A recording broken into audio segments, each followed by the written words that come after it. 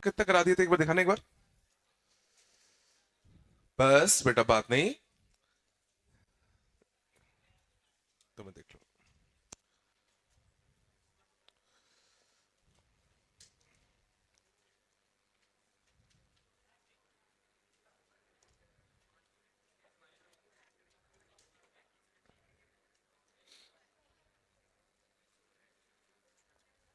बहुत करा दिया सर ने।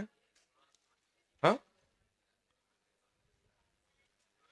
इतना आ गया था तुम लोगों को एक दिन में? हाँ, इतना सारा कैसे? इतना सारा कैसे कर दिया था? ये तुमने किया है कि सर ने कराया ये सब? इतने सारे पेज एक दिन में? अच्छा, चलो। हाँ, अच्छा, तो तुम लोग अच्छे से पढ़ रहे होगे ना? हाँ, चलो बढ़िया है। चलो पर आगे कंटिन्यू करते हैं। मैट्रेसेस, ठीक है। ठीक है, थोड़ा सा मैं रिकॉल कर देता हूं। मैट्रिसेस सिंपली क्या होता है? Rectangular array of objects. कुछ भी ऑब्जेक्ट्स हो सकते हैं, उनको हमने एक रेक्टेंगुलर एरे में अरेंज कर दिया, तो वो बेसिकली हमारा क्या बन जाता है? एक मैट्रिक्स बन जाता है। ठीक है ना? मैट्रिक्स तुम्हारे किसी भी फॉर्म के हो सकते हैं, जैसे 1 2 3, ये भी एक मैट्रिक्स है कि नहीं है? बोलो कुछ तो। A B C D E F, ये भी एक मैट्रिक्स है। हर मैट्रिक्स का एक ऑर्डर डिफाइंड होता है। हर मैट्रिक्स का क्या डिफाइंड होता है? एक अपना एक ऑर्डर। ऑर्डर क्या होता है? ऑर्डर क्या होता है? Number of rose into number of columns. जैसे इसमें कितने रो हैं? एक। कॉलम कितने हैं? तीन। तो इसका ऑर्डर कितना होगा? 1 × 3। बस बेटा, आज मैं गर्दन नहीं घूम रही, बताएं क्यों? इसमें कितने रो हैं? तीन। कॉलम कितने हैं? दो। तो इसका ऑर्डर कितना होगा? 3 × 2। तो हर मैट्रिक्स का एक ऑर्डर डिफाइन करते हैं हम लोग, जो कि क्या होता है? नंबर ऑफ रोज इंटू कितना? Number of columns. कोई दिक्कत नहीं? ठीक है। तो जैसे ABC DEF GHI, इसमें हर एक एलिमेंट को हम डिनोट कर सकते हैं। जैसे इस एलिमेंट को मैं कह सकता हूं एलिमेंट ऑफ A11। जैसे इस एलिमेंट को हम लोग क्या कहते हैं? A11। इसको क्या कहते हैं? A12, A13, A21, A22, A23, A31, A32, A33। समझ में आ रहा है? सेकेंड रो का first column, second row first column, ये होगा। ये कौन सा है? Second row third column 2 3, third row second column 3 2। नाम समझ में आ रहा है? इसको हमने क्या नाम दिया? ए ऑफ आई जे, ith रो और jth कॉलम वाला एलिमेंट। कोई दिक्कत नहीं? फिर तुम लोगों ने देखा होगा टाइप ऑफ मैट्रिसेस। तो टाइप ऑफ मैट्रिसेस में सबसे पहले देखा होगा रो मैट्रिक्स। ठीक है ना? रो मैट्रिक्स, रो मैट्रिक्स कौन से होते थे? जिसमें एक सिंगल रो होता था, जिसमें एक सिंगल रो होता था। फिर हमने देखा होगा कॉलम मैट्रिक्स। कॉलम मैट्रिक्स कौन से होते हैं? जिसमें एक सिंगल कॉलम होता है। फिर देखा होगा हॉरिजॉन्टल मैट्रिक्स। हॉरिजॉन्टल मैट्रिक्स कौन से होते हैं? हॉरिजॉन्टल मैट्रिक्स वो होते हैं जो दिखने में कैसे होते हैं? हॉरिजॉन्टल। दिखने में कैसे होते हैं? हॉरिजॉन्टल। और दिखने में हॉरिजॉन्टल कोई चीज कब होगी?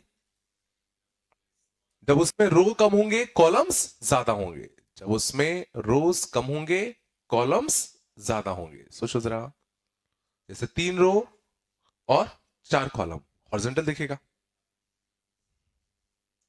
नाम से मारा होगा हॉरिजॉन्टल मैट्रिक्स। वर्टिकल मैट्रिक्स कैसा होगा?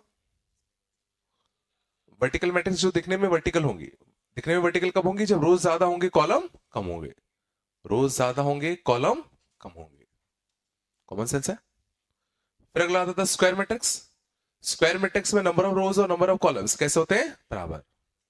नंबर ऑफ रोज और नंबर ऑफ कॉलम्स कैसे होते हैं? बराबर। आ रहा है? डिटरमिनेंट किन का डिफाइंड होता है? कौन से मैट्रिसेस का डिफाइंड होता है? बिल्कुल, determinant is defined only of square matrices. Determinant is defined only of square matrices, only of square matrices. ये भी कॉमन सेंस है, बोलो दोस्तों। ठीक है, फिर तुम लोगों ने देखा होगा डायगोनल मैट्रिक्स, यहां तक आया पहले, यहां तक तो कॉमन सेंस थे। फिर आया होगा डायगोनल मैट्रिक्स। डायगोनल मैट्रिक्स कौन से होते थे? डायगोनल मैट्रिक्स की डेफिनेशन मैं कैसे लिख सकता हूं? That A of I J is equal to 0 for all I not equal to J. ऐसा सीखा? ए ऑफ आई जे जहां 0 होता है, कहां कहां पे? वहां वहां पे जहां पे आई और जे बराबर नहीं होते। तो पहले तो ये समझो, आई और जे, ये आई होता है, ये जे होता है, समझे? ये पहला आई, दूसरा जे। आई और जे बराबर कहां कहां होते हैं? इन सब जगह पर सोचो, आई और जे क्या होते हैं? बराबर। इन सब जगह पर आई और जे क्या होते हैं?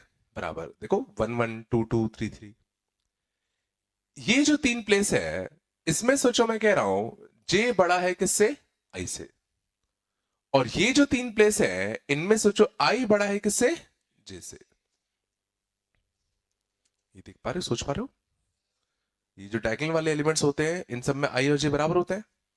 इन सब में दिख रहा है जे बड़ा है किससे? आई से। और इन सब में आई बड़ा है किससे? जे से। तो ये क्या कहना चाहता है कि जब जब आई और जे बराबर नहीं है, वहां वहां 0 होना चाहिए। तो आई और जे बराबर कहां कहां नहीं होते? तो आई और जे, इन 3 को छोड़ के बाकी कहीं बराबर नहीं होते, तो उन सब जगह पर क्या आएगा? 0। ये समझ में आ रहा है? तो डायगोनल मैट्रिक्स की डेफिनेशन क्या है? That for all I not equal to J, A of I J should be equal to 0। ऐसे में क्वेश्चन ये है कि क्या यहां 0 आ सकता है? क्या यहां 0 आ सकता है? समझो, डायगोनल मैट्रिक्स की डेफिनेशन ये है, ये चीज अगर कोई मैट्रिक्स फॉलो कर रही है तो वो मैट्रिक्स डायगोनल मैट्रिक्स है। अब इसने कहा कि भाई जब जब आई और जे बराबर नहीं है, तब तब एलिमेंट 0 होना चाहिए। क्या वो चीज यहां हो रही है कि नहीं हो रही? वो चीज यहां हो रही है कि नहीं हो रही? अरे भाई, काहे इतना गुस्सा कर रहे हो? कहां गया? इधर क्या? ओके, ठीक है। तो ये चीज यहां फॉलो हो रही है कि नहीं हो रही? हो रही है। तो डायगोनल है कि नहीं है? डायगोनल है कि नहीं है? है ना? समझो, डायगोनल मैट्रिक्स ने कहा कि जहां जहां आई और जे बराबर नहीं है, वहां वहां 0 होना चाहिए। उसने जहां पे बराबर है उसके लिए कुछ कमेंट किया क्या? नहीं किया। और जो कोई कमेंट ही नहीं कर रहा, तो वहां कुछ भी हो जाए। समझ में आ रहा है? डायगोनल की डेफिनेशन होने के लिए बस ये चीज ट्रू होना कंपलसरी है, बाकी कुछ भी हो ना हो उससे फर्क ही नहीं पड़ना। समझ में आ रहा है? मींस ये चीज भी डायगोनल मैट्रिक्स है। समझ में आ रहा है? नेसेसरी कंडीशन डायगोनल के लिए क्या होता है कि जब जब आई और जे बराबर नहीं है, वहां पर एलिमेंट्स क्या हो? 0 हो। बाकी कुछ भी हो चलेगा। समझ में आ रहा है मैं क्या कर रहा हूं? जिस डेफिनेशन में जितना लिखा है बस उतना फॉलो हो रहा है तो वो है, बाकी नहीं लिखा तो वो हो भी सकता है, नहीं भी हो सकता। समझ में आ रहा है ये चीज? तो ये बच्चे जल्दी गड़बड़ करते हैं। ठीक है, याद रखा? तो डायगोनल मैट्रिक्स में कंडीशन क्या है? बस ये सब 0 होने चाहिए। अब इनके बारे में उसने कुछ कमेंट नहीं किया, तो ये 0 हो भी सकते हैं, नहीं भी हो सकते। समझ में आ रहा है? तो क्या every diagonal matrix is A square matrix? सही बात की गलत बात? Every diagonal matrix is a square matrix, सही है कि गलत है? सही बात है। समझ गए ना? क्योंकि डायगोनल मैट्रिक्स डिफाइंड ही तब होगा जब मैट्रिक्स कैसा होगा? स्क्वायर। तब तो डिफाइन करोगे। Every diagonal matrix is a square matrix. बोलो हाँ है ना? कुछ तो बोलो। नहीं आ रहा क्या? डायगोनल मैट्रिक्स को ध्यान देना, शॉर्ट में ऐसे भी कई बार डिफाइन करते हैं, diagonal of ABC. Diagonal matrix को कई बार शॉर्ट में ऐसे भी डिफाइन कर देते हैं, डायगोनल ऑफ एबीसी। समझ में आ रहा है किस मैट्रिक्स के बारे में बात कर रहा है? एबीसी 0 0 0 0 0 0। तो तुम्हें कई बार शॉर्ट में ऐसा भी लिखा दिखेगा डायगोनल मैट्रिक्स, तो समझ जाना। थोड़ा सा आया? आ रहा नहीं आ रहा? डायगोनल मैट्रिक्स बहुत काम का मैट्रिक्स है, बहुत ज्यादा आएगा। डायगोनल मैट्रिक्स ध्यान देना, मैट्रिक्स में हम जो डायगोनल डिफाइन करते हैं वो हमेशा यही वाला डायगोनल ही होता है। इसको हम लोग डायगोनल में कंसीडर नहीं करते। जब भी मैट्रिक्स में डायगोनल की बात चलेगी तो हमेशा यही वाला डायगोनल की बात चल रही होगी, इस डायगोनल के बारे में कभी चर्चा नहीं होगी। और डिफाइन हम वहां करते हैं जहां पे डायगोनल, हम उस पॉइंट को डिफाइन करते हैं जहां पे आई और जे बराबर होते हैं, और आई और जे बराबर इन तीन में होते हैं ना, इन तीन में थोड़ी होंगे। डायगोनल एलिमेंट्स डिफाइंड ही कौन से होते हैं, जहां पे आई और जे कैसे है, इक्वल है। ठीक है ना, तो ये कंफ्यूजन हटा देना कि सर ये भी तो डायगोनल है। डायगोनल मैट्रिक्स मतलब ये वाला डायगोनल हमेशा। कुछ आ रहा है, नहीं आ रहा भाई? पक्का? फिर अगला हमने देखा होगा स्केलर मैट्रिक्स। देखा था क्या? स्केलर मैट्रिक्स कौन से होते हैं? तो इनकी डेफिनेशन क्या होती है? A of ij is equal to 0 for all I not equal to j, and A of ij equal to some constant k for all I equal to j. समझ में आ रहा है? जब जब i और j बराबर नहीं है, जब जब i और j बराबर नहीं है, वहां वहां क्या रखोगे? जीरो। जहां जहां i और j बराबर नहीं है, वहां वहां क्या रखोगे? जीरो। और जहां i और j बराबर है, वहां क्या रखोगे? k। और सेम k। समझ में आ रहा है? तो इसको हम लोग क्या नाम देते हैं? Scalar matrix. स्केलर मतलब एक पर्टिकुलर स्केलर क्वांटिटी पूरे डायगोनल एलिमेंट्स में फैला हुआ है। डायगोनल और इसमें अंतर क्या है? डायगोनल में तीनों में डिफरेंट एलिमेंट्स भी हो सकते हैं, पर स्केलर में क्या होता है कि तीनों जगह कैसा होना चाहिए? सेम होना चाहिए। तीनों जगह कैसा होना चाहिए? सेम। कोई भी क्वेश्चन हो सकता है यहाँ पे, इस जगह पे डायगोनल में। समझ में आ रहा है? डायगोनली कुछ भी कांस्टेंट हो सकता है कि ये समझ में आ रहा नहीं आ रहा? तो every scalar matrix is a diagonal matrix, true या false? Every scalar matrix is a diagonal matrix, true या फॉल्स?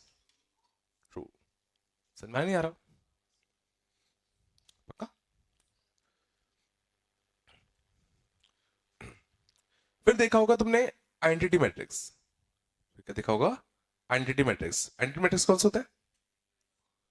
आइडेंटिटी मैट्रिक्स कौन से होते हैं? इसमें डायगोनल एलिमेंट्स में क्या आ जाए? One one. डायगोनल एलिमेंट्स में क्या आ जाए? One one. तो क्या आइडेंटिटी मैट्रिक्स सिर्फ स्क्वायर मैट्रिक्स के लिए डिफाइंड होता है? क्या आइडेंटिटी मैट्रिक्स सिर्फ स्क्वायर मैट्रिक्स के लिए ही डिफाइंड होता है?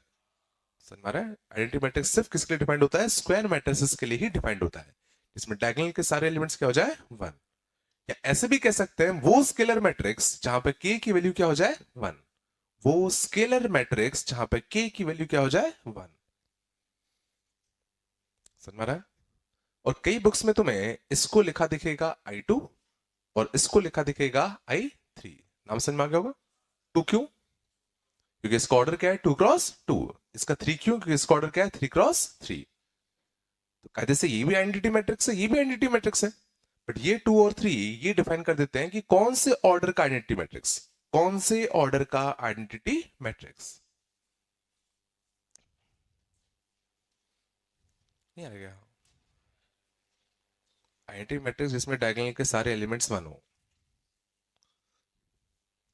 थोड़ा सा कुछ तो बोलो। ठीक है, ये जन्मों जन्मांतर तक तुम्हारे साथ रहेगा आइडेंटिटी मैट्रिक्स। थोड़ा बताया? ठीक है, तो every identity matrix is a scalar matrix, true या फॉल्स? ट्रू होगा ना, क्योंकि सारे एलिमेंट सेम है। और स्केलर में क्या क्या आता है कि सारे एलिमेंट सेम होने चाहिए। समझ रहा है? आइडेंटिटी मैट्रिक्स का डब्बा सोचो हमेशा वन होगा। डब्बा मतलब डिटरमिनेंट। आइडेंटिटी मैट्रिक्स का डिटरमिनेंट हमेशा सोचो वन होगा। सरल रूल से सोच लो, वन वन, बाकी तो जीरो ही होंगे। समझ में आ रहा है? तो आइडेंटिटी मैट्रिक्स ऐसा मैट्रिक्स है जिसका डब्बा हमेशा कितना आता है? वन। थोड़ा बताया? फिर आया होगा नल मैट्रिक्स। नल मैट्रिक्स कौन से होते थे? इसके सारे एलिमेंट्स कैसे हो जाए? जीरो। जिसके सारे एलिमेंट्स कैसे हो जाए? जीरो। तो ये एक नल मैट्रिक्स है? कुछ नहीं है क्या? ये एक नल मैट्रिक्स है?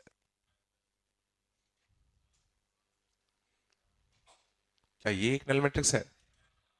अंदर नल मैट्रिक्स की डेफिनेशन क्या होती है? That A of I J is equal to zero for all I comma J. ये डेफिनेशन होती है। इसमें कहीं भी मेंशन नहीं होता कि ये मैट्रिक्स स्क्वायर मैट्रिक्स होना चाहिए, ये कहीं भी डिफाइन नहीं होता कि ये मैट्रिक्स स्क्वायर होना चाहिए। तो हमारा आइडेंटिटी मैट्रिक्स के लिए मैट्रिक्स का स्क्वायर होना कंपलसरी है, बट नल मैट्रिक्स के लिए स्क्वायर होना कंपलसरी नहीं है। ये भी नल मैट्रिक्स है, ये भी नल मैट्रिक्स है, ये भी एक नल मैट्रिक्स है। समझ में आ रहा है? इसको हम लोग डिनोट जनरली किससे करते हैं? कैपिटल आई से। इसको हम डिनोट किससे करते हैं? कैपिटल ओ से। जीरो नहीं है, ओ है, ठीक है ना? जितने भी नल मैट्रिक्स होंगे उनको कैपिटल ओ से डिनोट करेंगे। कुछ तो बोलो, हाँ ना, कुछ तो बोलो। तो क्या ये एक स्केलर मैट्रिक्स है कि नहीं है?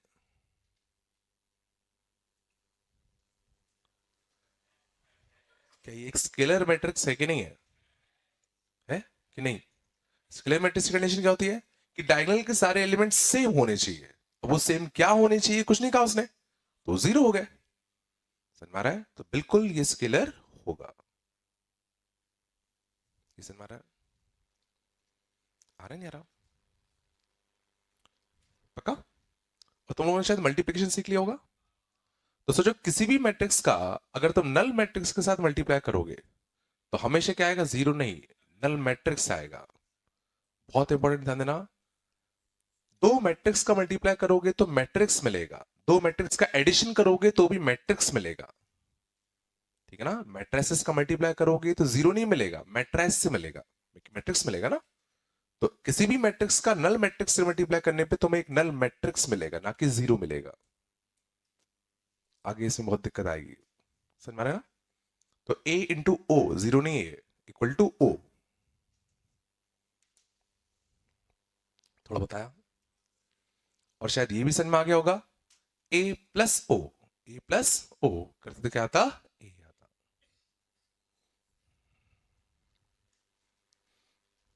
इतना तो एडिशन सीख लिया होगा ना? पक्का? और आई की खास बात क्या होती थी कि किसी भी मैट्रिक्स का एंटी मैट्रिक्स से मल्टीप्लाई करोगे तो क्या होता? ए। या जैसे एबीसीडी, इसका मल्टीप्लाई अगर मैं आइडेंटिटी मैट्रिक्स से करूं, आता है ना मल्टीप्लाई करना? A B C D. तो किसी भी मैट्रिक्स का आइडेंटिटी मैट्रिक्स से मल्टीप्लाई करते हो तो हमेशा क्या आता है? वही मैट्रिक्स वापस से आ जाता है।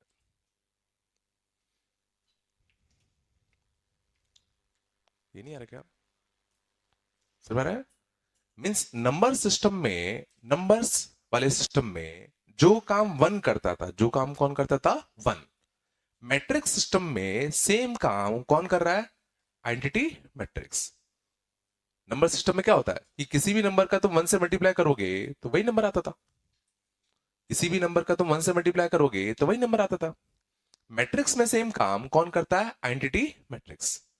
कि किसी भी मैट्रिक्स में, किसी भी मैट्रिक्स में तुम अगर आइडेंटिटी मैट्रिक्स का मल्टीप्लाई अगर कर दोगे तो वही मैट्रिक्स रिटर्न होगा।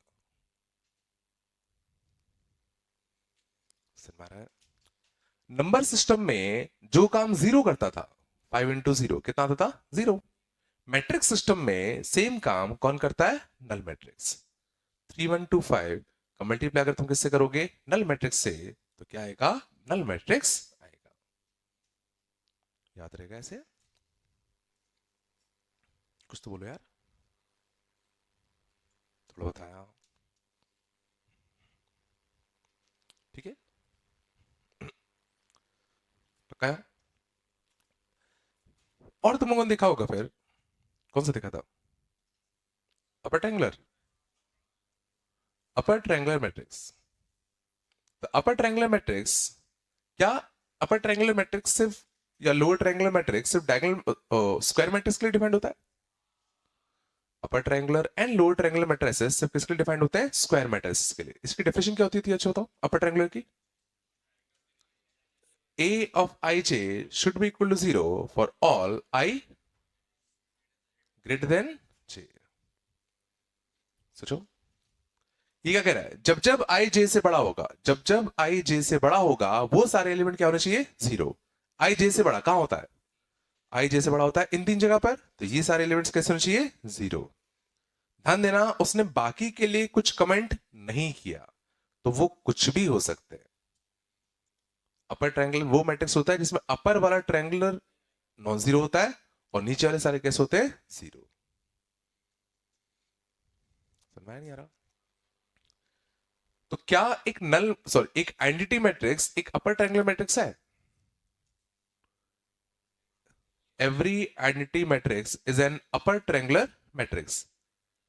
Every identity matrix is a upper triangular matrix. हाँ या ना? बिल्कुल सही बात है। अपर ट्रायंगुलर की डेफिनेशन क्या है कि जब जब आई जे से बड़ा है वहां वहां जीरो होना चाहिए, बाकी कुछ भी हो सकते हैं, तो हो सकता है ये भी जीरो हो जाए। सर मैं ना उसकी डेफिनेशन में उसने यही तो कहा कि भाई ये तीनों जीरो हो, तो आइडेंटिटी मैट्रिक्स में ये तीनों जीरो होते कि नहीं होते? होते हैं। सर मैं ना एक्स्ट्रा मत सोचा करो, उसने जितना कहा बस उतना अगर फॉलो हो रहा है तो वो चीज है, बाकी के बारे में उसने कुछ कमेंट नहीं किया तो हो भी सकता नहीं भी हो सकता। ये आ रहा है नहीं आ रहा मैं क्या बोल रहा हूं? कुछ तो बोलो यार। तो every identity matrix is an upper triangular matrix. समझ में आया? ठीक है ना? सिमिलरली लोअर ट्रायंगुलर मैट्रिक्स, जिसमें लोअर ट्रायंगल नॉन जीरो हो सकता है और अपर वाले तुम्हारे क्या होते हैं, जीरो। इसको हम लोग क्या कहते हैं, लोअर ट्रायंगुलर मैट्रिक्स। है पक्का? कुछ तो बोलो। चलो दो मैट्रिक्स मैं और लिखवा देता हूं। अगले लिखना symmetric matrix. Symmetric matrix. Symmetric matrix की डेफिनेशन होती है A of I J should be equal to A of J I. A of I J should be equal to A of J I for all I and J. A of I J equal to should be A of J I. अब इसको जरा समझने की कोशिश करते हैं कहना क्या चाह रहा है, तो ध्यान देना। तो आई और जे अगर मैं वन वन रख दूं, आई और जे अगर मैं क्या रख दूं, वन वन, तो ये क्या कहना चाह रहा है, that A of one one will be equal to कितना, ए ऑफ वन वन। वो तो हो गई, वो तो हमेशा ही होगा। आई वन रख दो, जे टू रख दो, आई वन जे टू, तो जे टू आई वन, ये दोनों बराबर होने चाहिए। बोलो आई वन जे थ्री, समझ में आ रहा है? आई टू जे टू, ये तो होना ही होना है। बोलो आई टू जे थ्री, समझ में आ रहा है?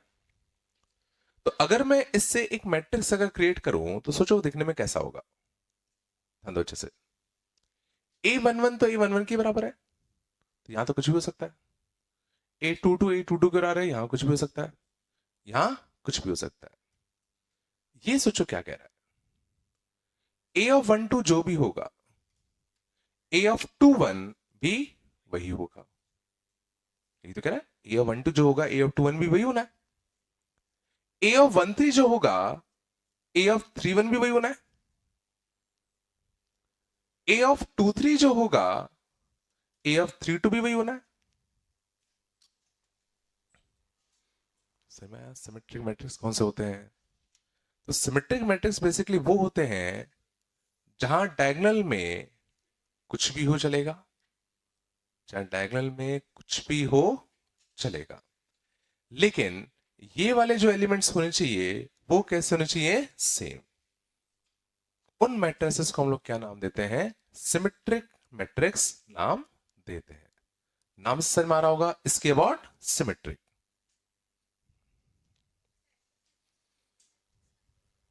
डायगोनल में जीरो होते हैं, डायगोनल में जीरो थे ना, या जीरो है। सिमेट्रिक में समझ में आ रहा है, ये दोनों कैसे होने चाहिए तुम्हारे, सेम होने चाहिए। क्या बिल्कुल नहीं आएगा? समझ में आया सिमेट्रिक मैट्रिक्स कौन से होते हैं, जिसमें डायगोनल में कुछ भी रख दो चलेगा, बट यहाँ फाइव है तो यहाँ क्या होना चाहिए, फाइव। यहाँ जीरो तो यहाँ क्या होना चाहिए, जीरो। यहाँ फोर है तो यहाँ क्या होना चाहिए, फोर।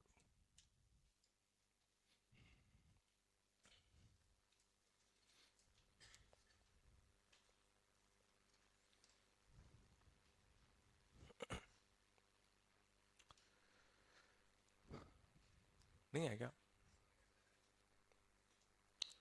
तो every diagonal matrix is A symmetric matrix. Every diagonal matrix is a symmetric matrix, है ना? सही बात है कि डायगोनल में कुछ भी हो चलेगा, बट ये दोनों कैसे होने चाहिए? सेम सेम होते हैं उसमें, 0 0 0 0 0 0. भाई आ रहा है नहीं आ रहा?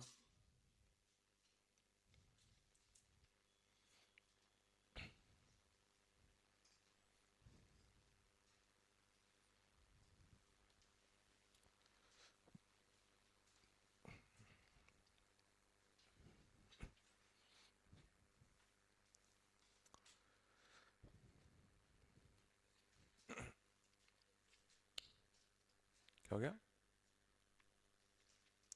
भाई? आ रहे हैं, आ रहे हैं? फिर सब खेल इसमें नाम का ही है, बाद में बहुत दिक्कत आती है इनमें. और चला सिमेट्रिक मैट्रिक्स क्या होता है? अच्छा, सिमेट्रिक मैट्रिक्स में एक बहुत ही खास बात होगी. अच्छा, ये समय सिमेट्रिक मैट्रिक्स में सिर्फ स्क्वायर मैट्रिक्स के लिए डिफाइंड होगा.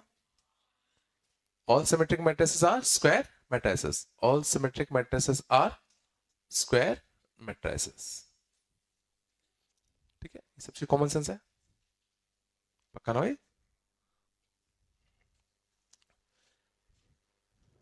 समझ ना. अगर कोई मैट्रिक्स सिमेट्रिक है तो जरा सोचो वो इस प्रॉपर्टी को फॉलो करेगा. ट्रांसपोज. ट्रांसपोज अपने पढ़ा डिटरमिनेंट में. उस मैट्रिक्स का अगर तुम ट्रांसपोज लोगे तो वो उसी मैट्रिक्स के बराबर आएगा. सोचो, इस मैट्रिक्स का ट्रांसपोज लो. ट्रांसपोज लेते कैसे थे? रोज को कॉलम्स बना देते थे. तो पहला रो क्या बनेगा बताओ? पहला कॉलम. सेकेंड रो क्या बनेगा बताओ? Second column. थर्ड रो क्या बनेगा बताओ? Third column. ये हमने ट्रांसपोज ले लिया. सोचो, इस मैट्रिक्स को अगर मैं ए नाम दूं तो यही तो तुम्हारा ए डैश है. और क्या ए डैश और ए बराबर है? ADE ADE, DBF DBF, EFC EFC. समझ में आया? नहीं आएगा? कि जितने भी सिमेट्रिक मैट्रिक्स होंगे उनमें खास बात क्या होगी कि उसका अगर तुम ट्रांसपोज लोगे तो वो उसी के बराबर आएगा. मैट्रिक्स इक्वलिटी पढ़ ली ना? करस्पॉन्डिंग एलिमेंट सेम होने चाहिए. तो यहां देखो, करस्पॉन्डिंग एलिमेंट सेम है कि नहीं है दोनों में? नहीं आएगा? इसका फर्स्ट सेम है, इसका सेकंड सेम है. करस्पॉन्डिंग एलिमेंट सेम है, मतलब दोनों मैट्रिक्स इक्वल है. आए ना? पूछ लेना आराम से, टेंशन मत लेना. ठीक है, तो ये हमने सीखा कि सिमेट्रिक मैट्रिक्स होते कौन से हैं.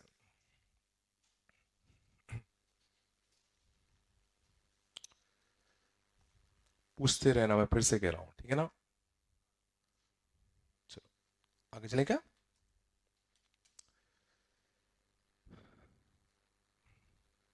एक लास्ट और देख लेते हैं.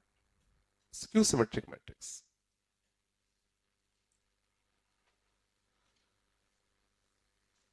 स्क्यू सिमेट्रिक मैट्रिक्स की डेफिनेशन होती है a of ij is equal to minus of a of ji for all I comma j. a of ij symmetric में क्या था? a of ij and a of ji बराबर होते थे. Skew symmetric में क्या होता है? a of ij should be equal to negative of a of ji. तुम बनाओ चलो, क्या बनेगा? जैसे अपने सिमेट्रिक का सोचा था, 1 1 1 2 1 3 2 1 2 2 रख के, ऐसे तुम सोचो इसको, बनाओ क्या बनेगा. मतलब एक जनरल स्क्यू सिमेट्रिक मैट्रिक्स बनाने की कोशिश करो. भाई 1 1 1 2 1 3 रखो, समझ में आएगा तुम्हें.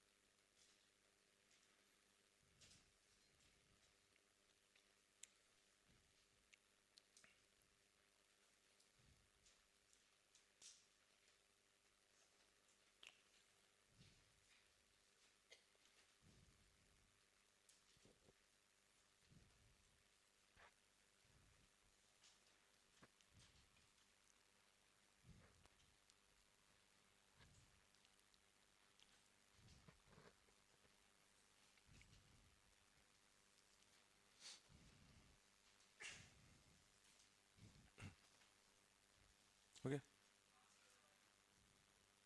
कैसा बना?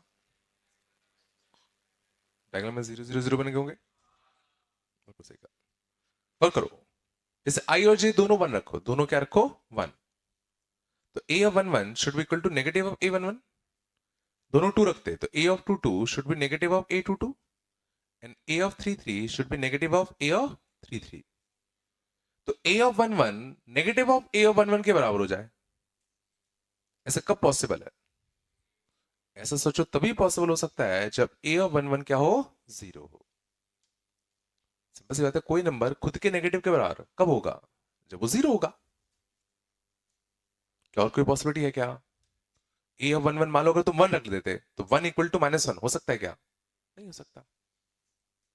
तो इससे क्या समझ में आया कि डायगोनल वाले जितने भी एलिमेंट्स होंगे वो सारे को क्या होना पड़ेगा? 0 ही होना पड़ेगा। पहली चीज समझ में आई। और I1 J2 रख दूं तो this should be negative of this thing. I1 J3 रख दूं, I2 J3 रख दूं, समझ में आया? क्रिएट करें 3x3 का एक स्क्यू सिमेट्रिक मैट्रिक्स। तो डायगोनल वाले एलिमेंट्स कैसे हो गए? 0। यहां अगर मैं a रखूंगा A12 तो वो नेगेटिव ऑफ A21 के बराबर होना चाहिए। A13 अगर मैं क्या रखूं? B, तो नेगेटिव ऑफ A31 के बराबर होना चाहिए। 2 3 अगर रख दो कितना? C, तो क्या होना चाहिए? माइनस का C। This is a general skew symmetric matrix. तो शायद ये अपने देख रखा कहीं, डिटरमिनेंट में आया था, याद करो। डायगोनल वाले एलिमेंट्स कैसे होना चाहिए? 0। और ये एक दूसरे के कैसे होना चाहिए? नेगेटिव। ये एक दूसरे के कैसे होना चाहिए? नेगेटिव। तो उस मैट्रिक्स को हम लोग क्या नाम देते हैं? स्क्यू सिमेट्रिक मैट्रिक्स नाम देते हैं।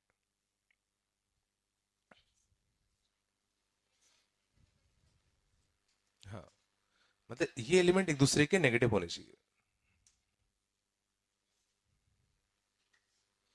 बस बेटा,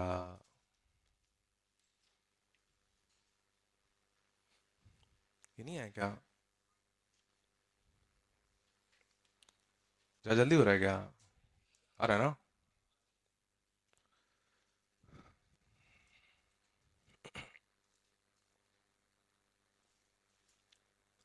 ठीक है।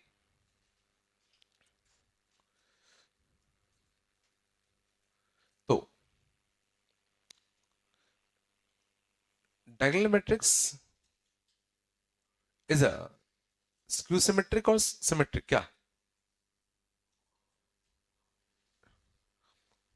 डायगोनल मैट्रिक्स स्क्यू सिमेट्रिक होता है कि सिमेट्रिक होता है? डायगोनल मैट्रिक्स सिमेट्रिक होता है कि स्क्यू सिमेट्रिक होता है? सिमेट्रिक होता है, क्योंकि उसकी नॉन जीरो भी तो हो सकता है। बट स्क्यू सिमेट्रिक के लिए तीनों कैसे होने चाहिए? 0। तो डायगोनल कैसा होता है? सिमेट्रिक। समझ में आ रहा है? ठीक है ना? आगे चले, थोड़ा बचला, पक्का?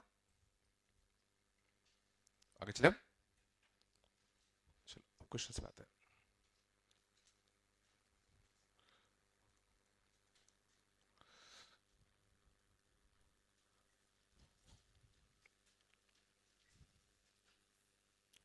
Number of matrices which can be formed, number of matrices which can be formed, बात नहीं बेटा, using first 24 natural numbers.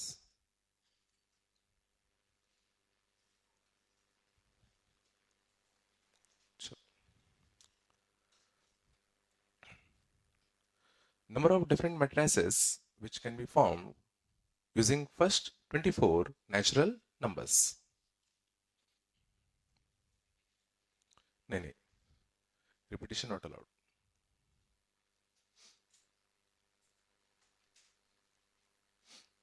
सारे एलिमेंट यूज करने हैं, है ना? All elements should be used. All numbers should be used.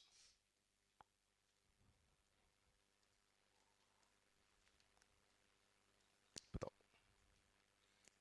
कैसे सोचेंगे?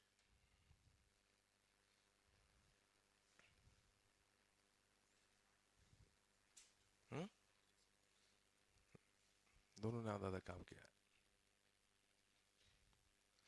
पहले सोचो, अगर हमें 24 एलिमेंट्स का यूज करके मैट्रिक्स बनाना है तो सबसे पहला सवाल क्या उठना चाहिए? इसका ऑर्डर क्या होगा? पहले ऑर्डर भी तो डिसाइड करोगे। तो 24 अगर एलिमेंट्स अगर हैं तो मैट्रिक्स का ऑर्डर क्या क्या हो सकता है? 1 क्रॉस 24 का हो सकता है। ये तो पता है number of element this into this होता है। या तो वो 2 क्रॉस 12 का हो सकता है, या 3 क्रॉस 4 का। बोलो। या 4 क्रॉस, सॉरी, 4 क्रॉस 8 का होगा, सॉरी 4 क्रॉस 8 का, 4 क्रॉस 6 का, 6 क्रॉस 4 का, दोनों आएंगे क्या? सर हमारा 4 क्रॉस 6 मैट्रिक्स अलग दिखता है, 6 क्रॉस 4 मैट्रिक्स अलग होता है, दोनों अलग अलग होते हैं। ठीक है ना? 8 क्रॉस 3 भी आएगा। ठीक है ना? 12 क्रॉस, ठीक है, 12 क्रॉस 2 भी आएगा, और 24 क्रॉस 1 भी आएगा। तो पहले तो ये सोचना पड़ेगा इसमें से कौन सा ऑर्डर हम लें। तो एक ऑर्डर सेलेक्ट करने, 1 2 3 4 5 6 7 8 ऑर्डर सेलेक्ट करने के तरीके 8 तरीके। समझ गए? तो तुमने ये डिसाइड किया कि पहले उस मैट्रिक्स का ऑर्डर क्या होना चाहिए। तो ऑर्डर सेलेक्ट करने के तरीके 8 C1। अब ऑर्डर सेलेक्ट हो चुका है। अब उसमें 24 एलिमेंट्स को प्लेस करने के 24 फैक्टोरियल। जो तुमने डिसाइड कर लिया कि भाई 3 क्रॉस 8 का मेरे को मैट्रिक्स बनाना है, तो 3 क्रॉस 8 में एलिमेंट्स को प्लेस भी तो करोगे। तो इन 24 एलिमेंट्स को इन 24 जगह पर अरेंज करने का 24 फैक्टोरियल भी तो आएगा।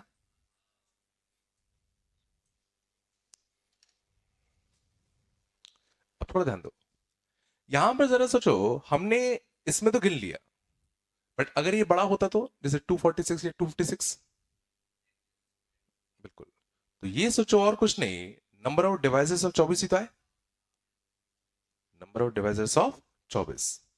और नंबर ऑफ डिवाइसेस ऑफ 24 कैसे निकालते हैं? 24 कितना होता है? 8 × 3। तो 2 की पावर 3 × 3 की पावर 1 याद है टोटल डिवाइजर निकालने का तरीका? α+1 × β+1, तो 4 × 2 8 तरीके। ये समझ में आया? ये जो हमने बना बना के देखे, अगर मान लो बड़ा सा नंबर होता तो थोड़ी हम बना पाते। तो उसके से हम लोग क्या यूज करते हैं कि इसके कितने डिवाइजर है, 24 के सोचो जितने डिवाइजर होंगे ये उतने ही तो पॉसिबल ऑर्डर है। तो जो 1 2 3 4 6 8 12 24 सबके सब क्या है? 24 के डिवाइजर ही तो है। तो जितने डिवाइजर होंगे उतने पॉसिबल ऑर्डर होंगे। और टोटल डिवाइजर निकालना अपन ने सीखा है पीएनसी में। भूल गए क्या?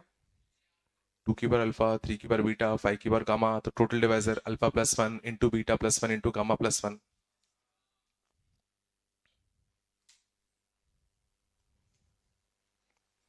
आ रहा है ना भाई?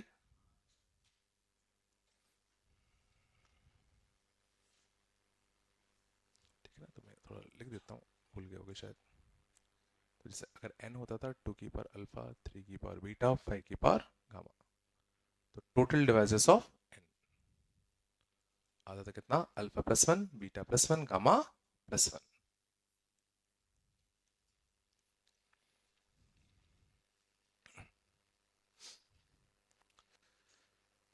ठीक है? तो जैसे अगर हमारा क्वेश्चन था कि 240 नेचुरल नंबर्स, 240 नेचुरल नंबर से बनाने होते कितने मैट्रिक्स बनेंगे? तो पहले अपन क्या करते हैं, 240 के टोटल डिवाइजर देखते। तो 240 कितना होता? 8 × 3 और 10, तो एक दो और एक पांच, और ये कितना हो जाता? 4। तो टोटल डिवाइजर कितने होते? 5 × 2 × 2 20। तो टोटल डिवाइजर कितने होते? 20। तो मैट्रिक्स का एक ऑर्डर सिलेक्ट करने के कितने तरीके होते? 20 तरीके। फिर उसमें 240 एलिमेंट्स को प्लेस करने के 240 फैक्टोरियल।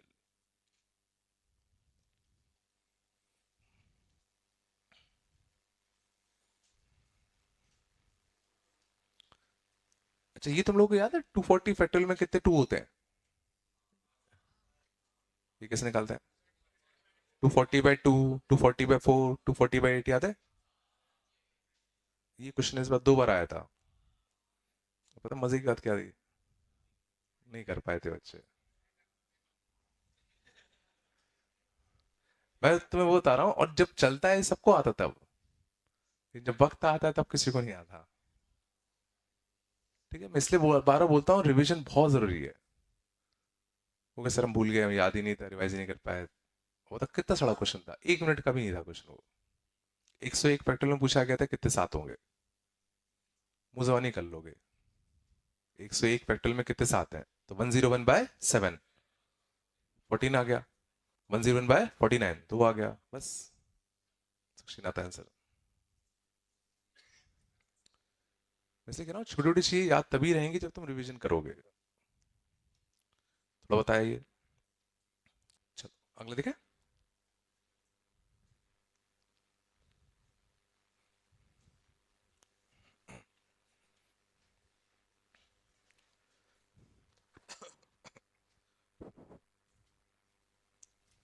बस यहाँ तक आया। चलो अगले लिखते हैं।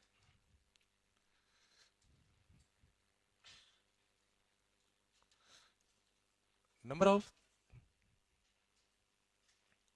3x3 matrices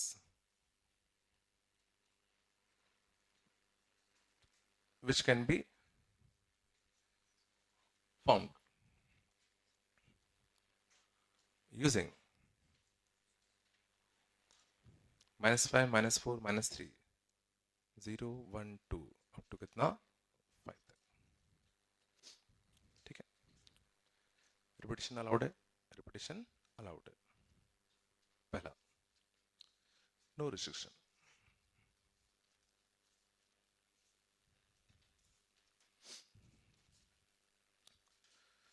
Number of 3x3 matrices which can be formed using these set of elements। Repetition allowed है।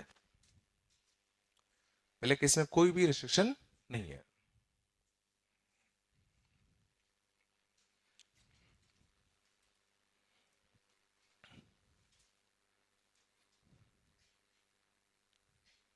बताओ। तो सोचो, एक मैट्रिक्स बनाने के लिए बेसिकली हमें क्या करना पड़ेगा? इन 9 खानों को भरना पड़ेगा। जब इन 9 ब्लैंक्स को हम लोग फिल कर देंगे तो एक मैट्रिक्स बन के तैयार हो जाएगा। सोचो, एक मैट्रिक्स का फॉर्म होगा जब इन 9 के 9 ब्लैंक्स को हम फिल कर देंगे। तो अपना काम क्या है? बेसिकली इन 9 के 9 ब्लैंक्स को फिल करना। एक एक करके ब्लैंक्स को फिल करना स्टार्ट करें। तो पहले ब्लैंक को फिल करने के कितने तरीके? 11 -5 से 5, 11 एलिमेंट्स है। तो पहले ब्लैंक को फिल करने के 11 तरीके। रिपीटिशन है, इसको फिल करने के 11, इसको फिल करने के 11, तो टोटल फिल करने के 11 टू द पावर 9। सर हमारे सब मल्टीप्लाई क्यों हुए? क्योंकि अपना पूरा काम कब होगा? जब सारे ब्लैंक्स फिल हो जाएंगे। और जब तक पूरा काम याद करो नहीं होता था, हम चीजों को मल्टीप्लाई करते आते थे। 11 टू द पावर 9। इसको फिल करने के 11 तरीके, इसको फिल करने के कितने तरीके तुम्हारे पास? 11 तरीके। इस वाले ब्लैंक को फिल करने के 11 तरीके, 11 एलिमेंट्स है ना यहाँ पे। आया पक्का? और अगर रिपीटिशन नॉट अलाउड होता तो 11 फैक्टर आता। तो फिर 11 में से 9 एलिमेंट सेलेक्ट करते, उनको 9 जगह पर भरते। 11 फैक्टर नहीं आएगा। फिर अपन को इन 9 प्लेसेस के लिए 9 एलिमेंट्स चाहिए। तो इन 11 में से कौन से 9 पार्टिसिपेट करेंगे? पहले उनको उठाया, फिर उन 9 एलिमेंट्स को 9 ब्लैंक्स पे फिल कर दिया। या अगर ये नहीं करना, तो पहले प्लेस को बनने के 11 तरीके, अगले को बनने के 10, अगले को 9, 8, 7, 6, 5, 4, 3 मतलब 11 फैक्टोरियल बाय 2 आता। भाई ये सब आ रहा है नहीं आ रहा यार? चलो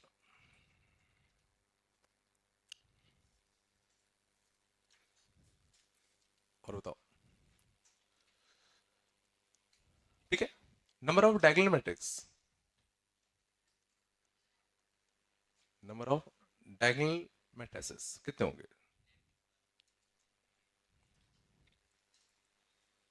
3 क्रॉस 3 के कितने डायगोनल मैट्रिक्स होंगे?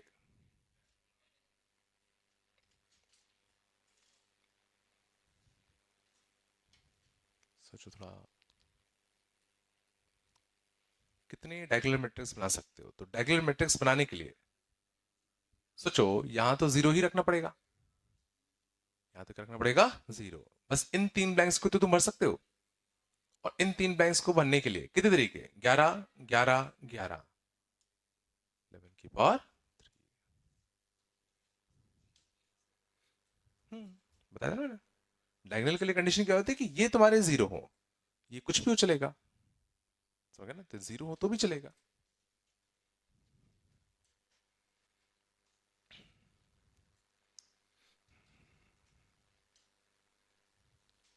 क्या हो गया, नहीं आ रहा क्या?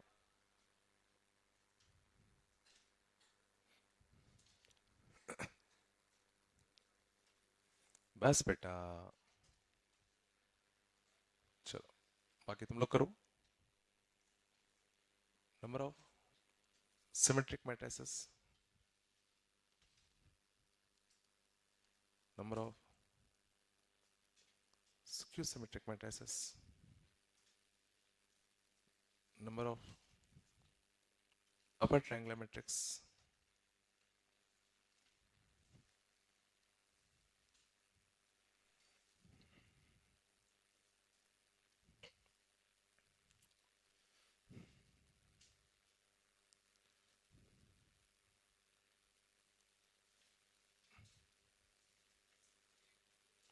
number of matrices where A of ij should be less than A of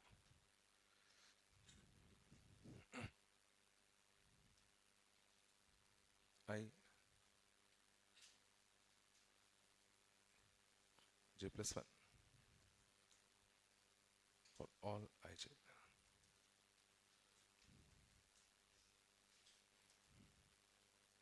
अच्छा अच्छा,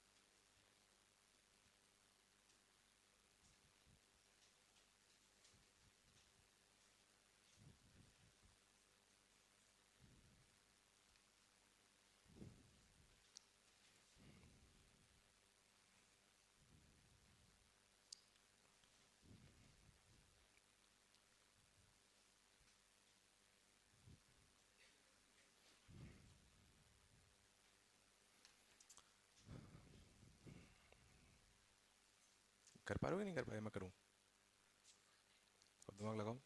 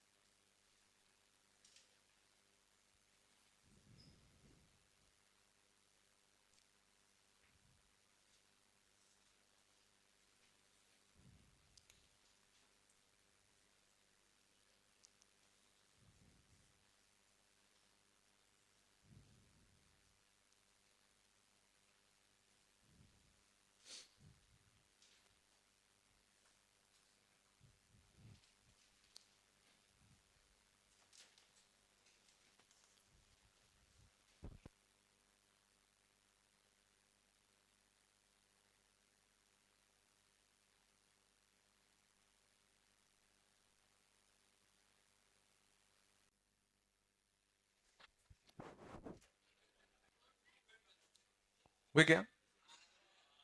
सर हो गए? चलो, चलेगा कितना? सिमेट्रिक मैट्रिक्स ना? चलो सिमेट्रिक मैट्रिक्स में समझो, इनको भरने के लिए यहां कुछ भी भर दे, 11 11 11, 11 की पावर 3। समझ में आ रहा? यहां इसको भरने के कितने के? 11। और जो तुमने यहां भरा होगा वही यहां भरना पड़ेगा। तो इसको भरने के तरीका एक, ये चला, इसको भरने के 11 तरीके, लेकिन यहां तुमने जो भी भरा होगा वही यहां भरना पड़ेगा। तो इसको भरने का एक तरीका। इस वाले प्लेस को भरने के तरीके 11, तो इस वाले को भरने का एक, इस वाले को भरने का एक, इस वाले को भरने का 11, तो इसको भरने का एक, कितना आएगा 11 टू द पावर 6। ये चला। सिमेट्रिक में यहां कुछ भी भर दो, यहां कुछ भी भर दो, बट यहां तुम जो भी भरोगे वही यहां भरना पड़ेगा। तो इनको भरने का फिर एक एक तरीका ही बचेगा। नहीं है क्या? सच्ची बताओ, स्क्यू सिमेट्रिक का 11 की पावर 3। देखते चलो, इनको भरने के एक एक तरीका, जीरो भरना पड़ेगा ना, इनमें जीरो भरने का एक तरीका ही तो होगा, स्क्यू सिमेट्रिक है ना। इनको भरने के 11 11 11, बोलो गुस्सो, इनको भरने के 11 11 11। अब सोचो अगर तुमने यहाँ 2 भरा है तो यहाँ मजबूरन -2 ही भरना पड़ेगा। तो जब अगर तुमने इनको भर दिया है तो इनको भरने का एक एक एक तरीका। पता नहीं आया नहीं आया? सोचो इन तीनों को भर दो, उनके एग्जैक्ट नेगेटिव भरने का यहाँ एक एक तरीका ही तो बचता। यहां अगर तुमने 4 भरा होगा तो -4 ही भरना पड़ेगा। यहां अगर तुमने 0 भरा होगा तो यहां 0 ही भरना पड़ेगा। 0 का नेगेटिव 0 ही तो होगा।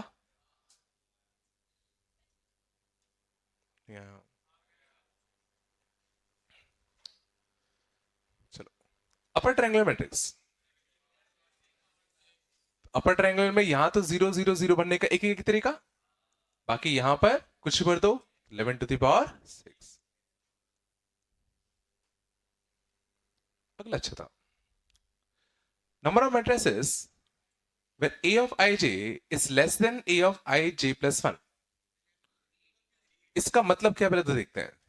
जैसे i1 रखो, i1 j1 should be less than i1 j2 should less than i1 j3।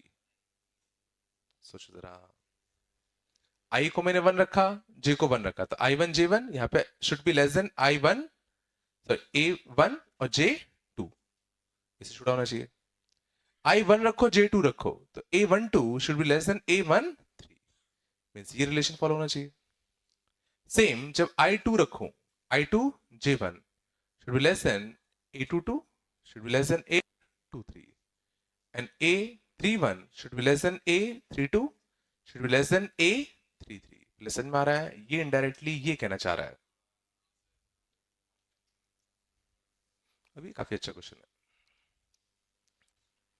या तो समझ में बेसिकली ये जो मैट्रिक्स बनेगा वो कुछ ऐसा होना चाहिए कि यहां का एलिमेंट इससे बड़ा होना चाहिए, यहां का एलिमेंट इससे बड़ा होना चाहिए। अब क्वेश्चन उठता है ये कैसे करें, ये एलिमेंट इससे बड़ा, ये एलिमेंट इससे बड़ा। बिल्कुल सही कहा। तो इन 3 प्लेस के लिए मैं क्या कर रहा हूं, इन 11 में से 3 एलिमेंट्स को सिलेक्ट करूं, इन 11 में से 3 एलिमेंट्स को सिलेक्ट करूं। अब जो भी 3 एलिमेंट सिलेक्ट होंगे उनको यहां असेंडिंग ऑर्डर में अरेंज करने का एक तरीका होगा।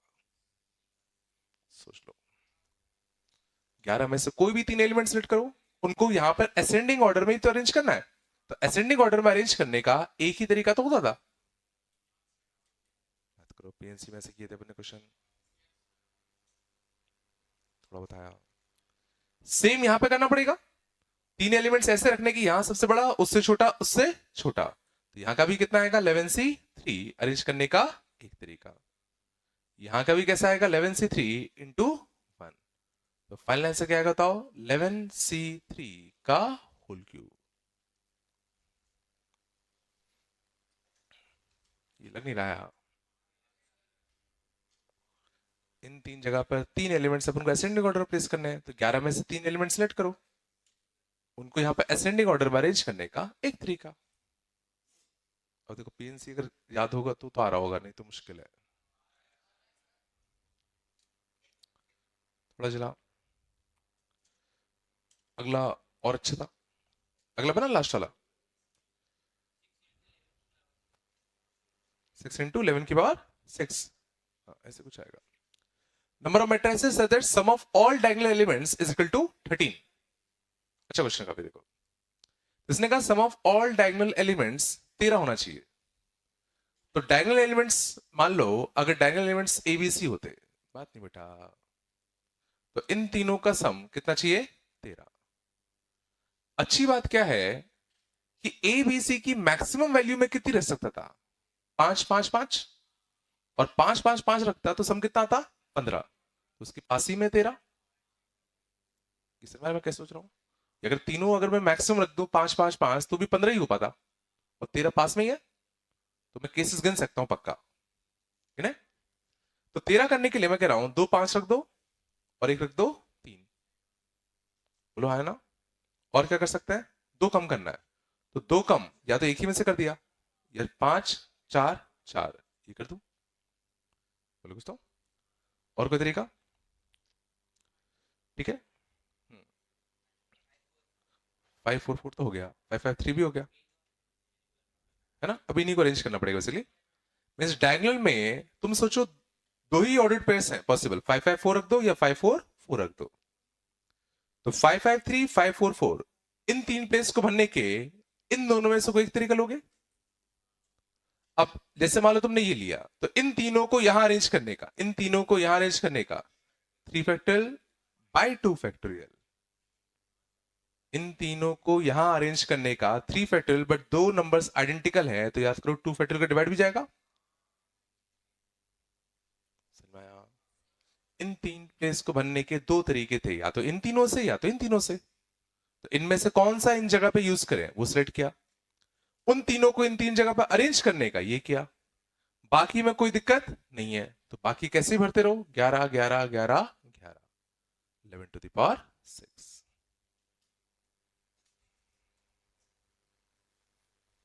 ये झला कुछ भाई, ये सब सोचना आ रहा नहीं आ रहा यार, क्या वो तो सोचना पड़ेगा उसमें, कैसे बताऊं मैं।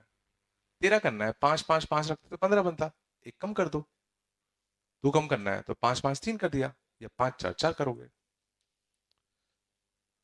अब इसमें कुछ तरीका थोड़ी, तो सोचना पड़ेगा,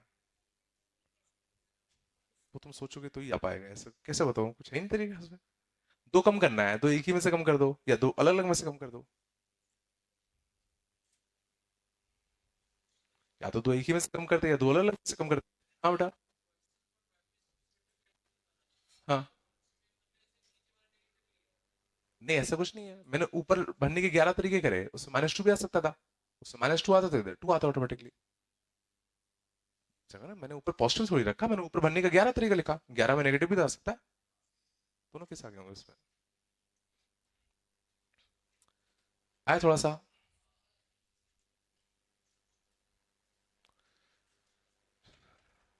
थोड़ा आया, आगे चलें, कुछ तो बोलो यार, चलो बस, बात नहीं, और देखते चलो। नंबर ऑफ डिस्टिंक्ट एलिमेंट्स, बात नहीं बेटा, number of distinct elements which can be filled, which can be filled in a n cross n upper triangular matrix. Number of distinct elements which can be filled in an n cross n upper triangular matrix. फिर से हमारा question क्या क्या बोलना चाह रहा है, एक n क्रॉस n का अपर ट्रायंगुलर मैट्रिक्स है, उसमें तुम कितने डिस्टिंक्ट एलिमेंट्स फिल कर सकते हो, मैक्सिमम, मैक्सिमम लिखा क्या मैंने, number of, maximum number of, maximum number कर लेना, maximum number of distinct elements which can be filled in an n cross n upper triangular matrix.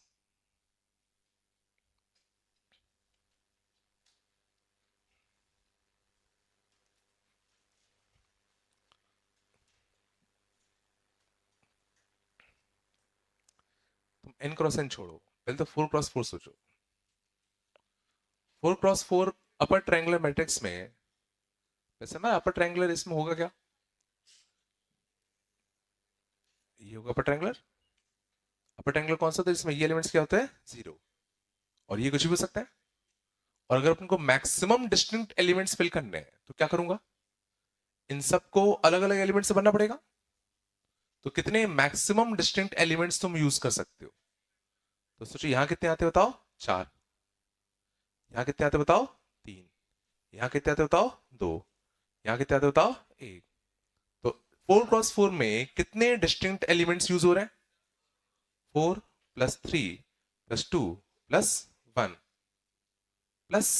1 11।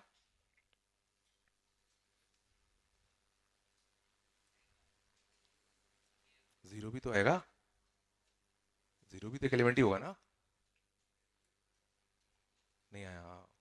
यहां तुम चार डिस्टिंक्ट एलिमेंट भर सकते हो, यहाँ तीन डिस्टिंक्ट एलिमेंट भर सकते हो, यहाँ पे दो, यहाँ पे एक, और एक जीरो भी तो भरोगे यहाँ पे, हाँ, कुछ तो बोलो रे। तो अब n क्रॉस n का बताओ, तो n क्रॉस n का करोगे तो डायगनली कितने एलिमेंट्स भर सकते हो, n, अगले में क्या आएगा n-1, अगले में क्या आएगा n-2, एंड सो ऑन करते करते लास्ट में क्या आएगा बताओ, वन, वन से लेके n तक, तो वन से लेके कितना, n तक, और एक जीरो वाला, तो फाइनल आंसर कितना आएगा बताओ, n × n+1/2 + 1। इतने डिस्टिंक्ट एलिमेंट्स हम लोग फिल कर सकते हैं, नहीं आ रहा क्या,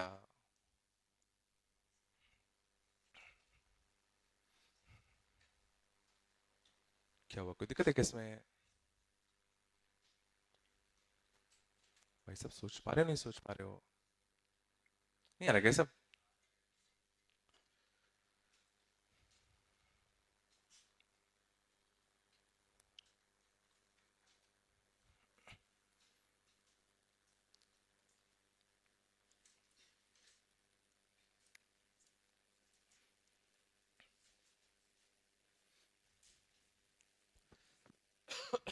सर, सर मैं जैसे मैंने सोचा कैसे कि मेरे को n × n नहीं समझ में आ रहा था मैं कैसे करूँ, तो मैंने एक छोटा कर लिया, मैंने 4x4 का सोच लिया, 4x4 का हम इजिली विजुलाइज कर पा रहे हैं, और 4x4 का एक बार तुमने सोच लिया तो n × n सोच ही लोगे फिर, समझा ना। तो कभी भी इन टाइप की चीजों को नहीं सोच पा रहे तो चीजों को छोटा कर लो, फिर सोचो, फिर ऑटोमेटिकली तुम्हें क्लिक कर जाएगा क्या करना है।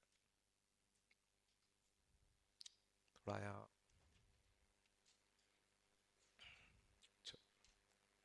चला गया, अगला थोड़ा कठिन होगा, तो थोड़ा तसल्ली से देखना। चलो,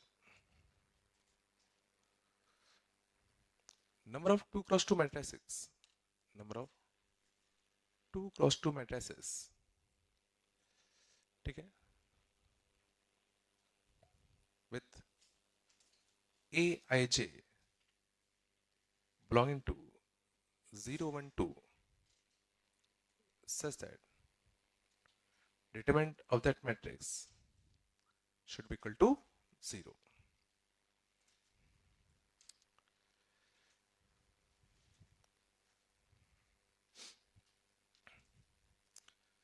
सबसे पहला काम है क्वेश्चन पढ़ के तुम्हें फील कर पाना कि क्वेश्चन बोलना क्या चाह रहा है।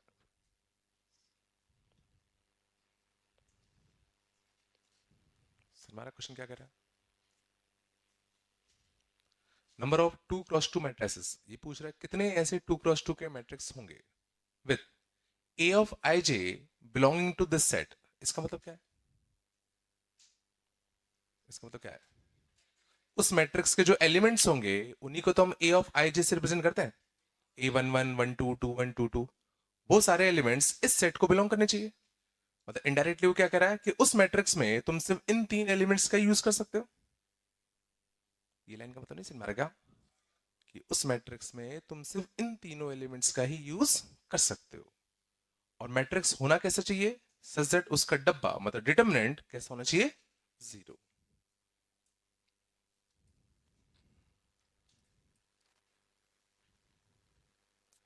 नंबर ऑफ 2x2 मैट्रिक्स, थोड़ा फील हुआ क्वेश्चन क्या है, तो समझ कितने ऐसे 2x2 मैट्रिक्स होंगे जिनमें इन एलिमेंट्स का यूज हो रहा है और उसका डिटरमिनेंट 0 होना चाहिए।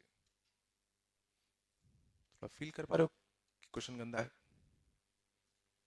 सोचो 2 1 0 1, ऐसे कितने ऐसे तुम मैट्रिक्स बना सकते हो? सारे 0 रख दो तो भी 0 हो जाएगा, सारे 1 रख दो, 2 0 2 0 रख दो तो भी 0 हो जाएगा। अब क्वेश्चन है कि ऐसे रैंडमली सोचोगे तो भाई पक्का केसेस मिस होंगे ही होंगे। तो एक स्ट्रक्चर्ड वे में कैसे सोचा जाए?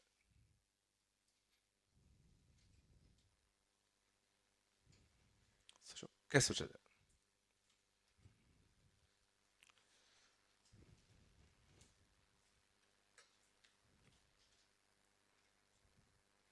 रिपीटेशन अलाउड होना ही पड़ेगा। सोचो 4 एलिमेंट्स है, 3 ही अपने दिए हैं।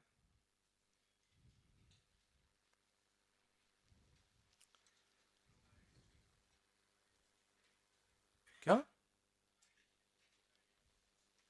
हाँ, मतलब एक तरीका बिल्कुल सोचने का ये हो गया कि भाई जो हम मैट्रिक्स बनाने वाले हैं उसमें कितने एलिमेंट्स आइडेंटिकल है? चारों आइडेंटिकल है, या 3 आइडेंटिकल एक डिफरेंट है, या 2 आइडेंटिकल 2 अदर आइडेंटिकल है, या 2 आइडेंटिकल 2 डिफरेंट है। ऐसे सोच सकते हो, बिल्कुल सही बात है। पर ध्यान देना, चलो मैं केसेस क्या बना रहा हूं? बिल्कुल, मैं केस बना रहा हूं number of zeros used in the matrix. मैं केस बना रहा हूं कि मैं उस मैट्रिक्स में कितने जीरो यूज करूं। ठीक है ना? तो पहला केस है कि मैं उस मैट्रिक्स में 4 जीरो यूज कर रहा हूं। 4 जीरो यूज करूंगा तो एक ही मैट्रिक्स पॉसिबल है कि नहीं है? और क्या इसका डब्बा जीरो है कि नहीं? तो बिल्कुल एक सॉल्यूशन अपने पास ये आ गया। समझ गए मैंने केस क्या बना रहा हूं? केस मैंने बनाया कि मैं जीरो कितने यूज करूंगा उस मैट्रिक्स में। तो पहला केस मैंने क्या बनाया, उस मैट्रिक्स में 4 जीरो यूज करूंगा। तो 4 जीरो यूज करके एक ही मैट्रिक्स बनेगा और उसका डब्बा जीरो भी है, तो ये बिल्कुल अपने सॉल्यूशन में काउंट होगा। अगला केस क्या बनाऊं कि अपना जो मैट्रिक्स होगा उसमें कितने जीरो होंगे? 3 जीरो होंगे। अब तुम बताओ 3 जीरो बनने के कितने तरीके हैं? सोचो 3 जीरो प्लेस करने के इस मैट्रिक्स में कितने तरीके हैं? 4 ब्लैंक्स है, तो इन 4 ब्लैंक्स में से किन 3 जगह पर जीरो बनना है वो हमें सोचना पड़ेगा। तो इन 4 ब्लैंक्स में से किन 3 जगह पे जीरो को प्लेस करें वो हमें सोचना पड़ेगा। सोचो जरा। मान लो तुमने यहां प्लेस कर दिए, अब बची जो एक जगह है उसको भरने के दो तरीके, या 1 से या 2 से। सोच लो। और मैं कह रहा हूं चाहे तुम 1 भरो चाहे 2 भरो, कुछ भी भरो, डब्बा तो इसको सोचो हमेशा जीरो आना है। 3 जीरो सोचो तुम कहीं भी रख दो, 3 जीरो तुम यहां रख दो चाहे यहां रख दो, कहीं भी रख दो, सोचो डब्बा जीरो ही तो आएगा। तो सोचो इन सब मैट्रिक्स का डब्बा कैसा आता? जीरो। 4 दूनी 8, 8 मैट्रिक्स यहां से बनते। सेकंड वाला कैसा आया? 3 जीरो रख दो और एक नॉन जीरो रख दो। तो 3 जीरो प्लेस करने के लिए फिर क्वेश्चन उठता है कौन सी 3 जगह रखें? तो इन 4 में से 3 जगह सिलेक्ट करे, वहां जीरो को रखा। चौथी जगह को भरने के या तो 1 से या तो 2 से। अगला केस बहुत प्यारा होगा। अगला केस क्या बनाऊं? दो जीरो रखेंगे और दो नॉन जीरो रखेंगे।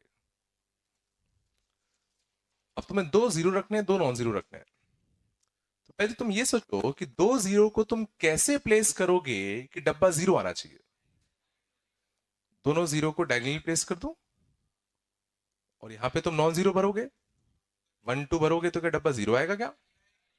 यहां से जो डब्बा पक्का जीरो नहीं आएगा। सोचो, समझ में आ रहा है? डायगोनली अगर तुमने दोनों जीरो प्लेस कर दिए तो डब्बा पक्का जीरो नहीं आएगा। तो सोचो दो जीरो को कैसे रखूं मैं कि डब्बा पक्का जीरो आए। दो जीरो ऐसे रख दो, या दो जीरो ऐसे रख दो, या दो जीरो ऐसे रख दो, या दो जीरो ऐसे रख दो। थोड़ा दिमाग लगाओ। दो जीरो को मिलकर अगर तुम्हें डब्बा जीरो करना है तो दो जीरो को तुम्हें ऐसे रखना पड़ेगा, सोच लो आराम से। फिर इतना फील हुआ तो दोनों जीरो को प्लेस करने के कितने तरीके, दोनों जीरो को प्लेस करने के कितने तरीके, चार। अब दोनों जीरो प्लेस हो चुके हैं, बचे जो दो ब्लैंक्स हैं इसको भरने के दो, अगले ब्लैंक को भरने के दो, आएंगे 16 मैट्रिक्स आएंगे।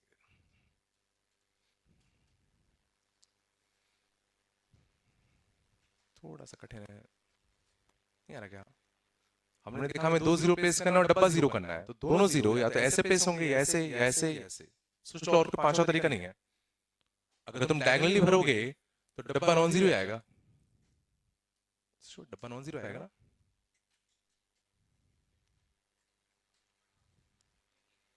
सच में थर्ड क्वेश्चन में कि दो जीरो का प्लेस करके डब्बा जीरो कैसे करते। चलो, एक जीरो का प्लेस करके डब्बा जीरो कर सकते हैं क्या? एक जीरो का यूज करके क्या डब्बा जीरो हो सकता है? तो चलो, एक जीरो तुम कहीं भी रख दो, यहाँ नॉन जीरो, यहाँ नॉन जीरो, यहाँ नॉन जीरो, ये जीरो होता बट ये नॉन जीरो आता। तो चलो, एक जीरो का यूज करके कोई भी डब्बा जीरो नहीं हो सकता। इसको फील करो, समझ रहा है?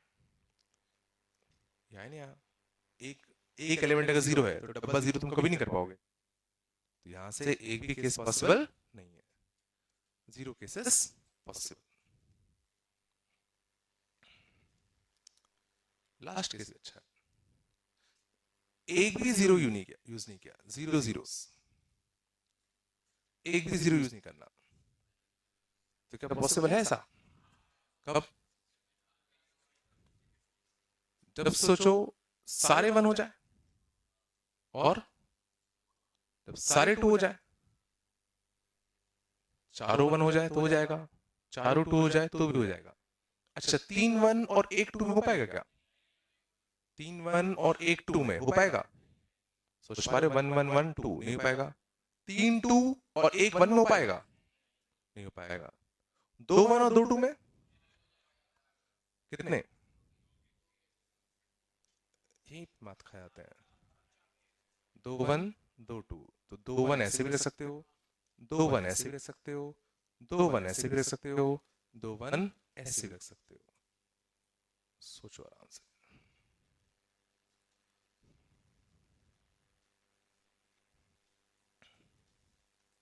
समझ में आया हो? तो यहाँ जल्दी बच्चे गड़बड़ करते हैं, या तो चारों वन कर दो या चारों टू कर दो, या दो वन और दो टू, और दो वन दो टू प्लेस करने से मैं वापस से चार तरीके। तो इसमें कितने मैट्रिक्स आ गए? 6। कितने हो गए? 16 6 22, 22 और 8 30 और 1 31। तो 31 मैट्रिसेस बनते ऐसे जिनका डब्बा कितना होता? 0।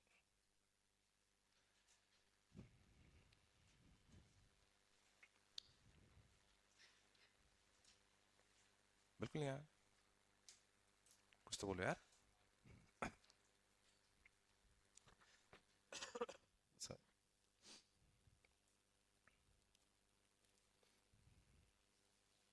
ऊपर करने का,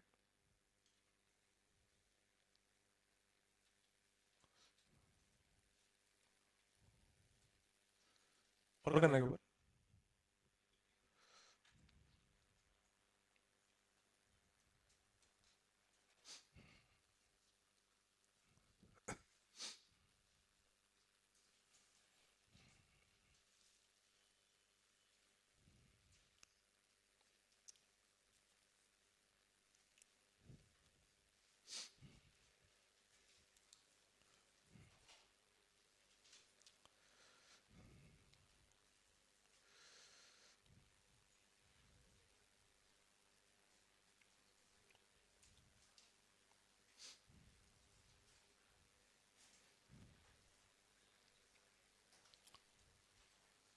चले आगे पक्का।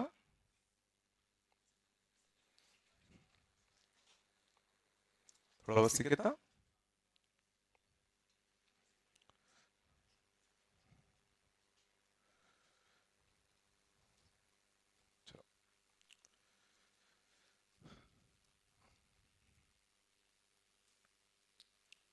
पक्का आगे चले। तो ये अपने देखे टाइप ऑफ मैट्रिसेस क्या होता है, उनके बेसिस कुछ सवाल। ठीक है, अगले तुम लोग पढ़ चुके हो वैसे एडिशन ऑफ टू मैट्रिसेस। ठीक है, थोड़ा सा रिकॉल करा दे रहा हूं बस। तो दो मैट्रिक्स का एडिशन, पहला सवाल ये है कि क्या हर दो मैट्रिक्स का एडिशन पॉसिबल है? क्या हर दो मैट्रिक्स का एडिशन पॉसिबल है? दो मैट्रिसेस का एडिशन पॉसिबल कब होगा? जब दोनों का ऑर्डर कैसा होगा? सेम। तो order of both matrix should be same. तो जैसे ए मैट्रिक्स प्लस बी मैट्रिक्स है, तो इसका ऑर्डर अगर m क्रॉस n का है तो इसका भी ऑर्डर m क्रॉस n का होना चाहिए, और जो रिजल्टेंट मैट्रिक्स आएगा उसका भी ऑर्डर क्या आएगा? m क्रॉस n का। तो दो मैट्रिसेस का एडिशन या सबट्रैक्शन तभी पॉसिबल होता है जब दोनों मैट्रिसेस का ऑर्डर कैसा होता है? सेम। एंड इन टाइप के मैट्रिसेस को हम लोग क्या नाम देते थे? Sorry, comparable matrices. दो मैट्रिसेस जिनका ऑर्डर कैसा होता है? सेम, उसको हम लोग क्या कहते हैं? Comparable matrices. They both have same order. They both have same order.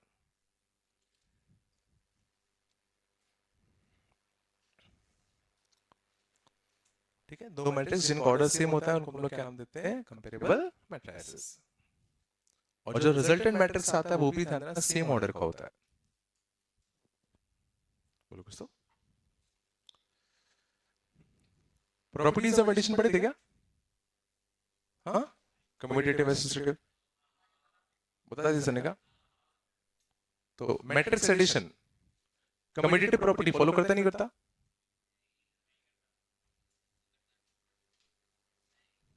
पढ़े थे नहीं पढ़े थे? एडिशन में नहीं पढ़ा क्या? तो मैट्रिक्स एडिशन दिमाग लगाओ, कम्यूटेटिव प्रॉपर्टी फॉलो करेगा नहीं करेगा? कम्यूटेटिव मतलब क्या होता है? याद करो कि अगर तुम चीजें बदल दो तो रिजल्ट सेम आना है कि नहीं आना? तो a प्लस बी मैट्रिक्स लिखो या b प्लस ए मैट्रिक्स लिखो, रिजल्ट तो सेम ही आएगा। तो मैट्रिक्स एडिशन कम्यूटेटिव प्रॉपर्टी को फॉलो करता है। समझे ना? कम्यूटेटिव प्रॉपर्टी मतलब क्या होता है कि अगर तुम एलिमेंट्स बदल दो तो रिजल्ट में फर्क ना पड़े। तो a प्लस बी करो चाहे b प्लस ए करो, रिजल्ट तो सेम ही आएगा ना। Means matrix addition commutative property को फॉलो करता है।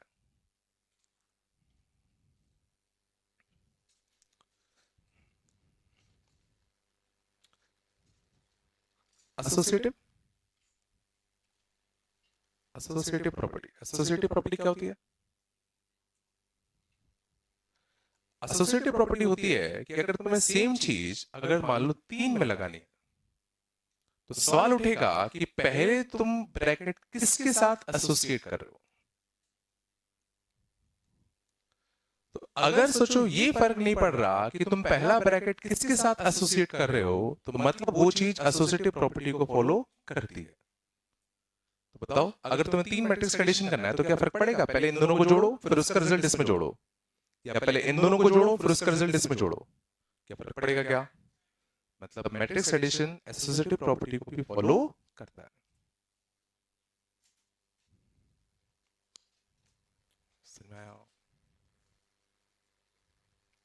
जैसे याद करो सेट में करते थे union, A union B union C है, तो क्या फर्क पड़ेगा कि पहला ब्रैकेट तुम कहां एसोसिएट कर रहे हो? समझ आ रहा है? यूनियन भी धंधरा एसोसिएटिव प्रॉपर्टी को फॉलो करता है। समझ आ रहा है? एसोसिएटिव प्रॉपर्टी माने है क्या? अगर तुम्हें सेम ऑपरेटर तीन में लगाना है तो पहला ब्रैकेट किसके साथ एसोसिएट कर रहे हो वो मैटर नहीं कर रहा, मींस वो प्रॉपर्टी एसोसिएटिव प्रॉपर्टी फॉलो कर रहा है वो ऑपरेटर। इससे माइनस करता है कि नहीं करता?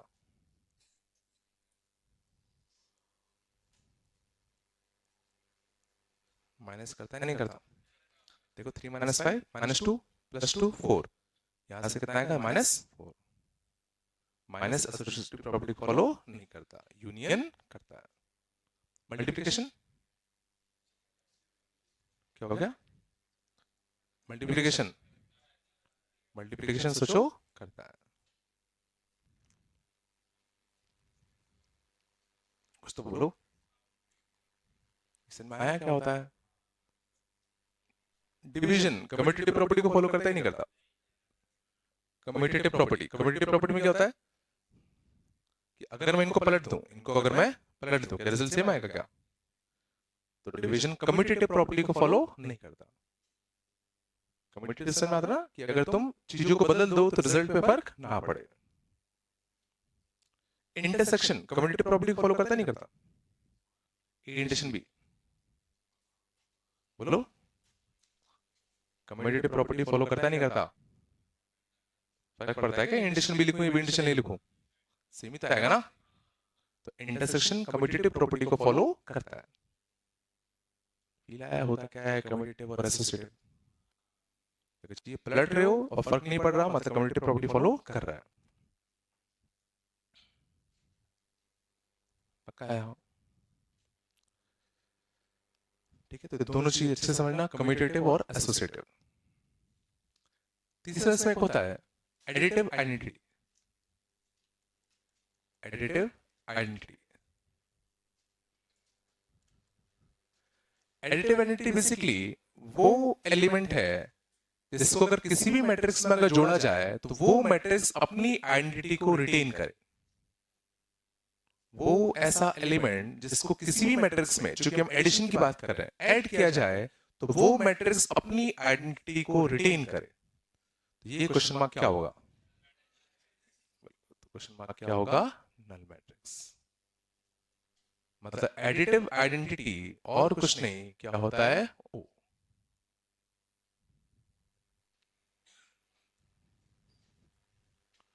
जैसे नंबर्स में बताओ मल्टीप्लिकेटिव आइडेंटिटी क्या होगा? नंबर्स में मल्टीप्लिकेटिव आइडेंटिटी मतलब किसी भी नंबर में ऐसा क्या चीज मल्टीप्लाई की जाए ताकि ये अपनी आइडेंटिटी को रिटेन करे? 1। तो मल्टीप्लिकेटिव आइडेंटिटी क्या होता है? 1। सेट्स में, सेट में यूनियन में बताओ आइडेंटिटी एलिमेंट क्या होगा? सेट में यूनियन में आइडेंटिटी एलिमेंट क्या होगा? सनमारा आइडेंटिटी एलिमेंट कैसे निकालते हैं? सच्ची में आ रहा है सब तुम लोगों को?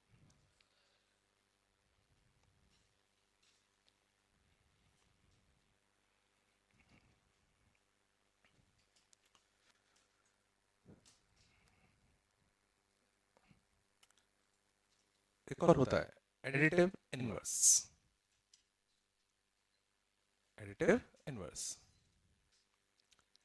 एडिटिव इनवर्स बेसिकली क्या होता है कि किसी भी मैट्रिक्स में मैं ऐसा क्या दूं ताकि जो उस ऑपरेटर का आइडेंटिटी एलिमेंट था वो आ जाए।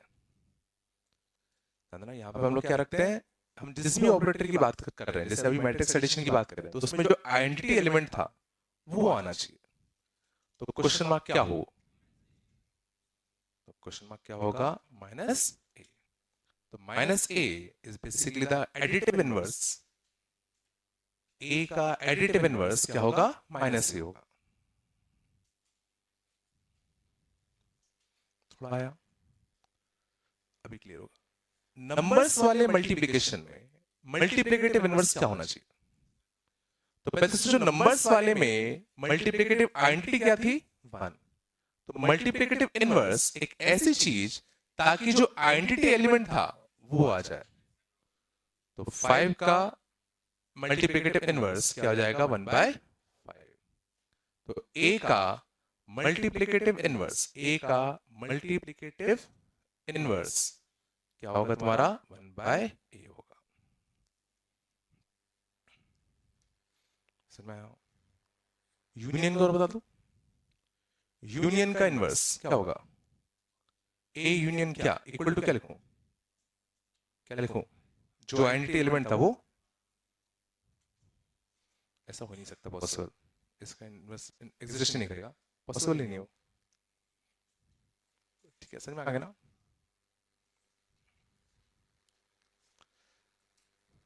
थोड़ा आया? थोड़ा बहुत चला? एनसीईआरटी का होमवर्क दिया होगा सर ने कुछ? दी थी क्या 2 एक्सरसाइज? कर लिए थे क्या? नहीं किया अभी तक? हाँ? क्यों? भूल गए थे?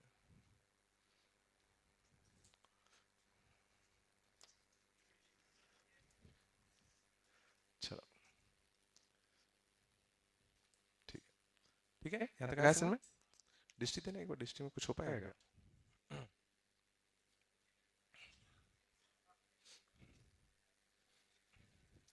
बस बेटा बात नहीं करो।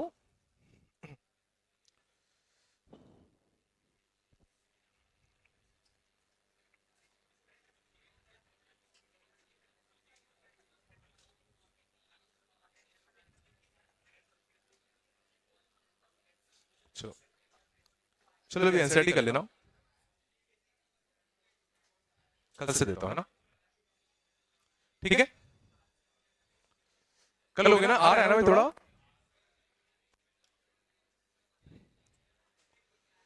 चलो कल मिलते हैं ना।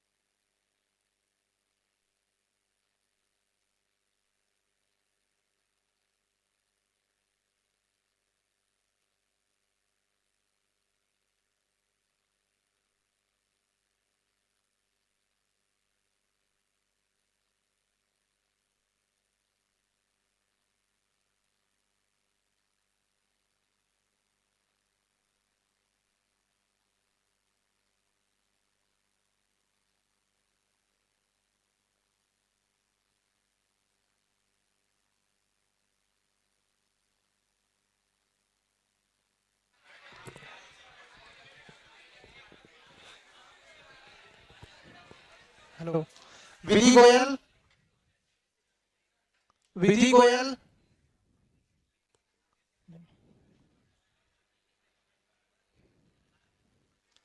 अनुज सिंह चंडेल, अनुज सिंह चंडेल,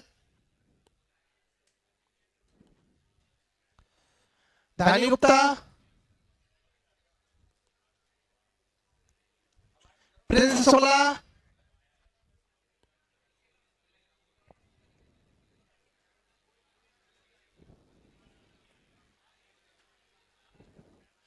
देवान सिंह तोमर, देवान सिंह तोमर,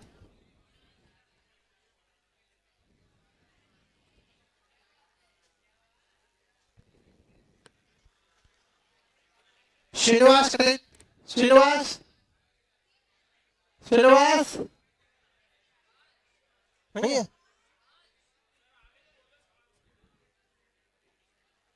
श्रीनिवास कटित है, श्रीनिवास कटित, हाँ, श्रीनिवास कटित, कौन है श्रीनिवास कटित? आया है?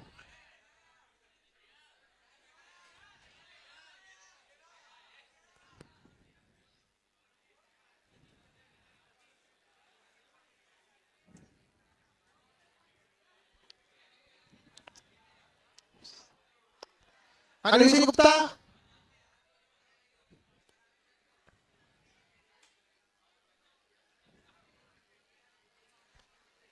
अथर्व गर्ग, अथर्व गर्ग,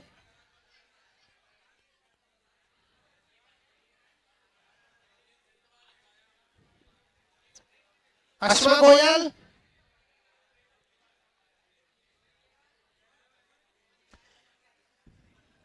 हिमांशी यार, हिमांशी,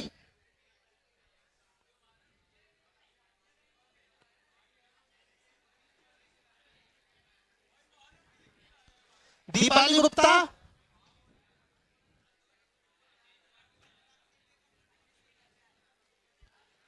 वैष्णवी सिंह,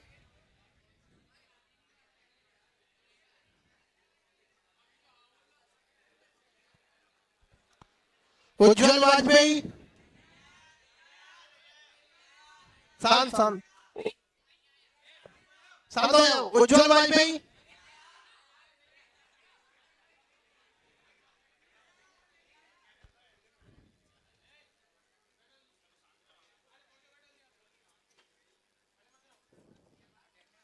गौरव सिंघल नहीं आया।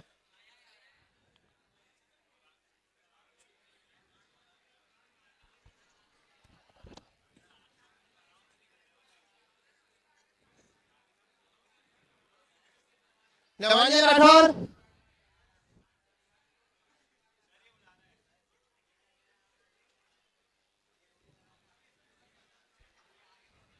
आद्रिका गुप्ता, आद्रिका गुप्ता शांत हो जाओ।